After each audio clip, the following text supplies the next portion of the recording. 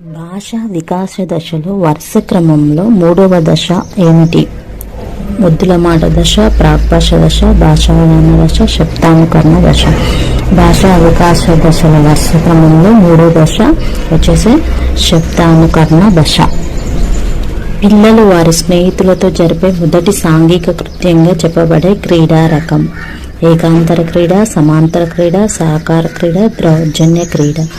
పిల్లలు స్నేహితులతో సాంఘికంగా జరిపేది సమాంతర క్రీడ. సహజాతాలు వాటి ఉద్వేగాలకు సంబంధించి సరైన జత నవ్వు, ఉత్సాహం. ఏకాంత క్రీడలో పిల్లలు ఏం చేస్తారు? ఒంటరిగా ఆడుకుంటారు. క్రింది వానిలో పూర్వ ముఠా దశ అని దేన్ని అంటారు? పూర్వ బాల్య దశ.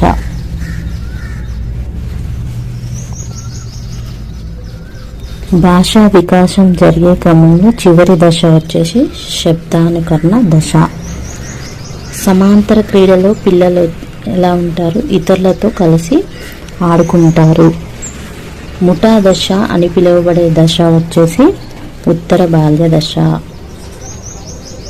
భాషా వికాసంలో మొదటి దశ వచ్చేసి ప్రాగ్భాషా దశ. బయట ప్రపంచంతో సంబంధాలను ఏర్పరచుకొని క్లిష్టమైన సాంఘిక జీవితానికి పునాది ఏర్పరచుకోవటం ఈ దశలోనే ముఖ్య అంశం. పూర్వ బాల్య దశ. వ్యక్తి సమాజం ఆమోదించే విలువలతో కూడిన ఉన్నత వ్యక్తిత్వాన్ని సంతరించుకోవటం అనేది అతని యొక్క మానసిక వికాసం, ఉద్వేగ వికాసం, నైతిక వికాసం, సాంఘిక వికాసం. దీని ఆన్సర్ వచ్చేసి నైతిక వికాసం. భాషా వికాసంలో తొలి దశ వచ్చేసి పూర్వ భాషా దశ. కౌమార దశకు సంబంధించి సరికాని ప్రవచనం. కౌమార దశ సంధి దశ అని చెప్పవచ్చు, మార్పు చెందే దశ అని చెప్పవచ్చు, గుర్తింపు కోసం శోధించే దశ అని చెప్పవచ్చు. కానీ కౌమార దశ వాస్తవమైన ఆకాంక్షలు ఉండే దశ కాదు. ఉత్తర బాల్య దశలోని ముఠా యొక్క లక్ష్యం ఆటలు ఆడుకోవటం, సరదాగా ఉండటం. పూర్వ పాఠశాల దశ అని ఈ దశకు మరో పేరు. పూర్వ పాఠశాల దశ అని దేన్ని అంటారు? పూర్వ బాల్య దశ. జ్ఞానేంద్రియ వికాసం ఈ వికాస దశలో ఎక్కువగా అభివృద్ధి చెందుతుంది శైశవ దశలో. భాషా వికాసంలో మొట్టమొదటి దశ వచ్చేసి ప్రాగ్భాషా దశ. ఈ వయసు గల పిల్లలు సహకార క్రీడలో పాల్గొంటారు. 3 నుంచి 4 సంవత్సరాల గల పిల్లలు. ప్రేమ అనున్నది ఈ క్రింది ఉద్వేగాలతో కూడిన ద్వితీయ ఉపగమనం, సంతోషం మరియు అంగీకారం. సాధారణంగా శిశువుల్లో అనుకరణ ద్వారా, నిబంధన ద్వారా భాషాభివృద్ధి జరిగే దశ అని దేనిని అంటారు?